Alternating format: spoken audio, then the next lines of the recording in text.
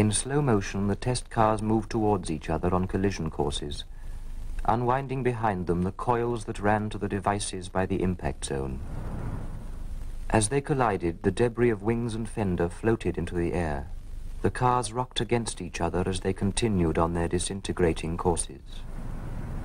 In the passenger seats, the plastic models transcribed graceful arcs into the buckling roofs and windshields. Here and there, a passing fender severed a torso. The air behind the cars was a carnival of arms and legs.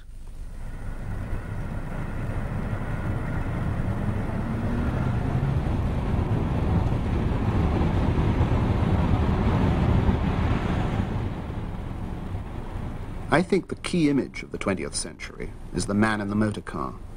It sums up everything: the elements of speed, drama, aggression, the junction of advertising and consumer goods with the technological landscape, the sense of violence and desire, power and energy, the shared experience of moving together through an elaborately signaled landscape.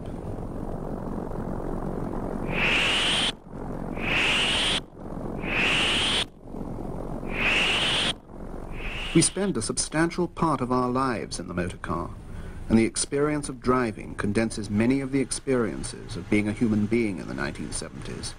The marriage of the physical aspects of ourselves with the imaginative and technological aspects of our lives. I think that the 20th century reaches its highest expression on the highway. Everything is there. The speed and violence of our age, its strange love affair with the machine, with its own death.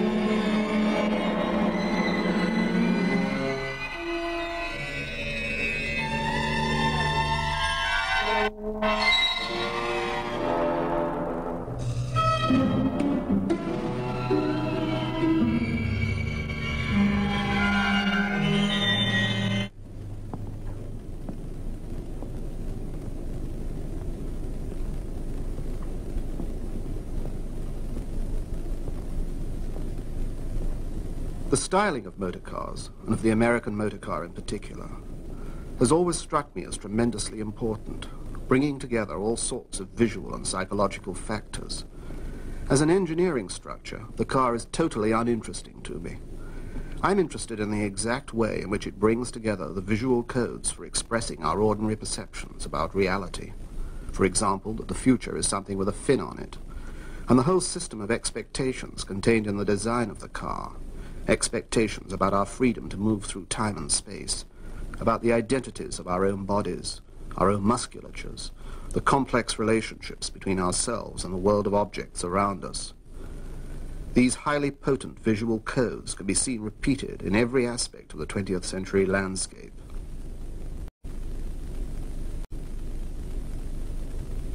What do they mean?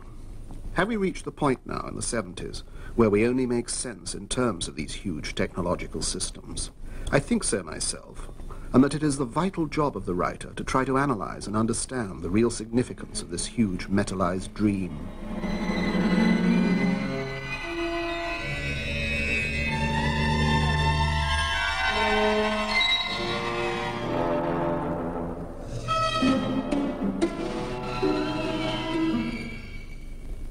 I'm interested in the automobile as a narrative structure, as a scenario that describes our real lives and our real fantasies. If every member of the human race were to vanish overnight, I think it would be possible to reconstitute almost every element of human psychology from the design of a vehicle like this. As a writer, I feel I must try to understand the real meaning of a lot of commonplace but tremendously complicated events. I've always been fascinated by the complexity of movement when a woman gets out of a car.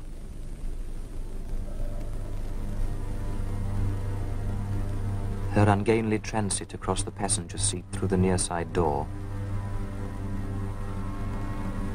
The overlay of her knees and the metal door flank. The conjunction of the aluminized gutter trim with the volumes of her thighs. The crushing of her left breast by the door frame and its self-extension as she continued to rise. The movement of her left hand across the chromium trim of the right headlamp assembly. Her movements distorted in the projecting carapace of the bonnet.